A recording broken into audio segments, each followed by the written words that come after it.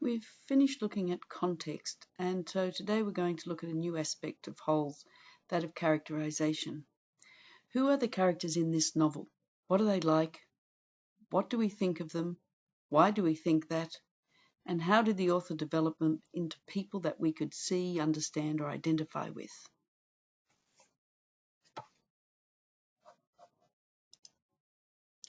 So, characters and characterization. Characters in texts are developed through what they say and do and the language used to describe them. And we often talk about voice as well, which means just the tone of the narrative. The choice of words, the way they're put together, all contributes to the voice. Characters can be shown through the things that they do, what they say, what they look like, and what they own. All of those, some of those things are fairly obviously described, others you have to make inferences. So characterization is the art of creating characters for a narrative. It's the way the authors create characters that are believable, that you can identify with, that you can almost see as real people. So you need to remember that the author is creating characters with just language. In a film, there are images, there's music, there's sound, all sorts of things, but the author only has words or text on a page. So therefore, they pick their words very carefully to give readers clues as to for all sorts of things, but especially for characters and the situation they find themselves in. Characters will be presented in various ways. There's the straight or direct description of them. That's the most straightforward.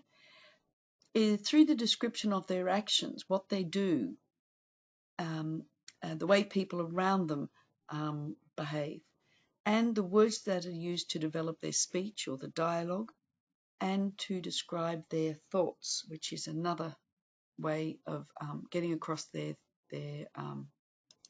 different attitudes.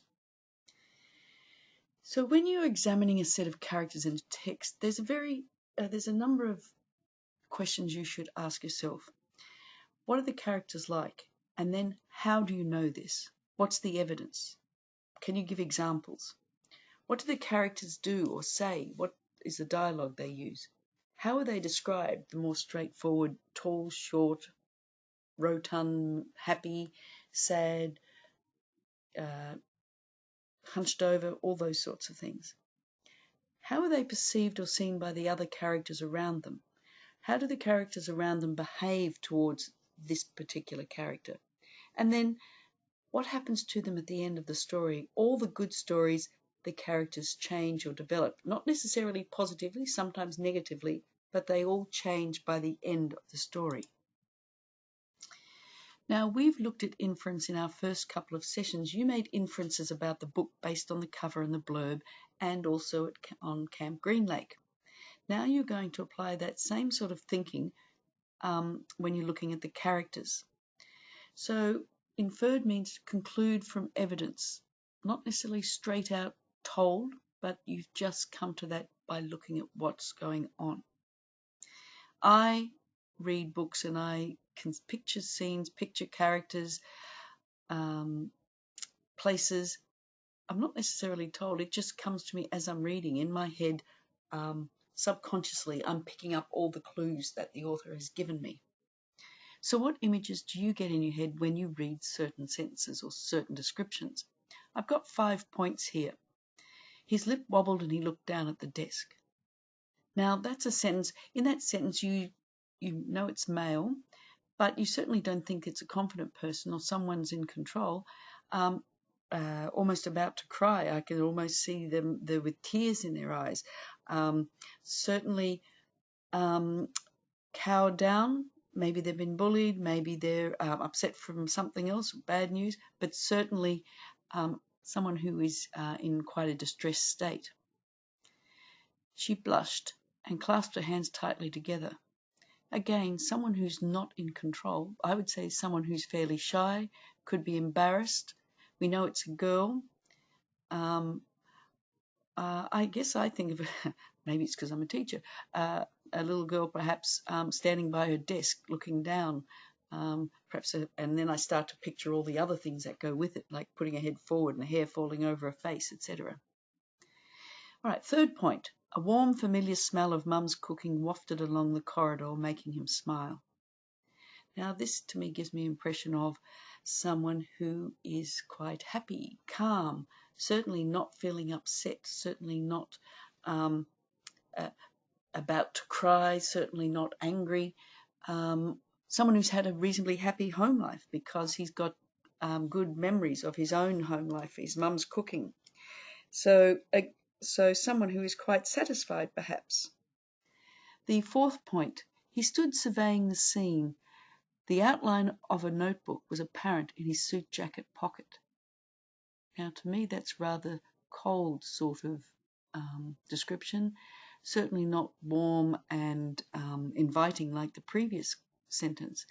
It makes me think of someone who is quite stern. Perhaps I think of someone who's quite tall and maybe thin, someone who's in authority, maybe an inspector of some sort. So all these things I'm inferring just from those few sentences. The last one, hi, the white kid grunted. Well, it's not one thing or the other, really. You don't know if the kid is happy or he's certainly not inviting, but he's not being negative. It's like he just doesn't care. He's been introduced to someone and he doesn't really care about that person. He just wants to get on with what he's doing. So there's some inferences that I've made. So I've got down the bottom, be a literary detective and work out what is inferred. We all do it, whether we know it or not. Okay, I've got a list of characters. Holes has an inordinate number of characters in the story. I haven't put them all in.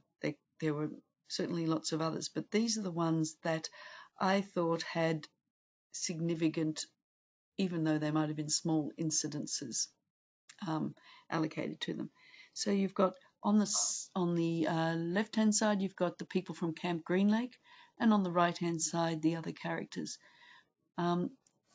So you should know all of them and find all of them quite familiar, because next you're going to take those characters on that list and put them into the columns, either major characters or minor characters.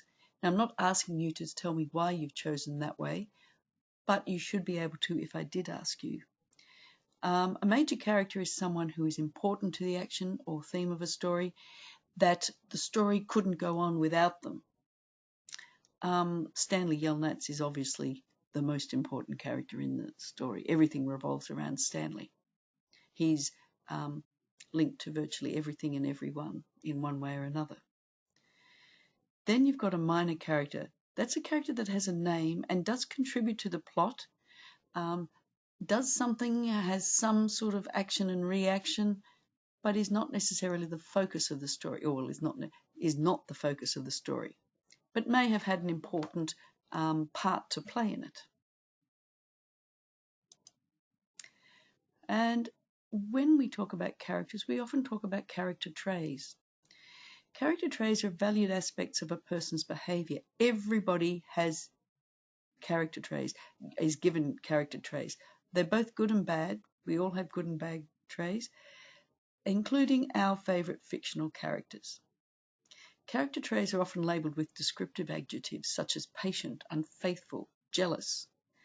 I've got some there, and I've got their opposites, so cruel or kind. Now, if I was going to ask you which character in the novel is cruel, I guess you come up straight away with the name. It all makes me think of one straight away.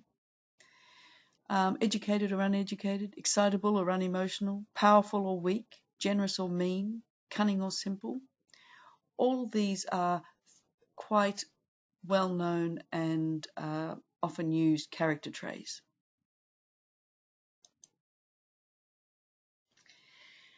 Okay, now I want you to think back to chapters 4, 5, and 6 and think about your introduction to all the people from Camp Green Lake. You made judgments about them quite quickly based on their descriptions, dialogue, and behaviours before you even read the following bits of the story. So I want you to think of a famous person and come up with 4 or 5 statements, could be character traits listed, describing that person. Do not give away the name of the person who you've thought of. And then I want you to do the same thing for one of the characters from Holes. Come up with 4 or 5 statements. We're going to put that on the class Padlet, and I will email you the link. And towards the end of the lesson, I would like everyone to go in and try and guess the characters that each person put up. See if you've got them right enough. See if your descriptions were good enough for people to guess. What you're trying to do is help people guess who they are, not try to hide who they are.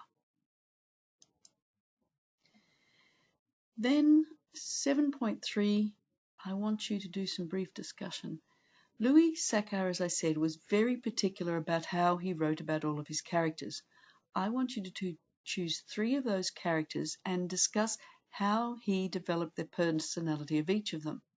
What character traits does he give them?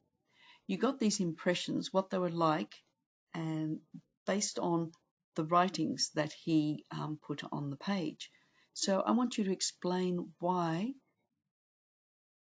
you've chosen the character, you've explained what sort of character you think they are, explain how Louis Sachar gave you that impression. What are some of the examples or evidence? Okay, so I don't want an essay. I would just like 4 or 5, again, sentences telling us how Louis Sachar really did describe that person well. Another thing that he did throughout this book was give characters in Holes nicknames. And he gave those nicknames for really quite specific reasons. So first of all, I want you to consider what nicknames mean.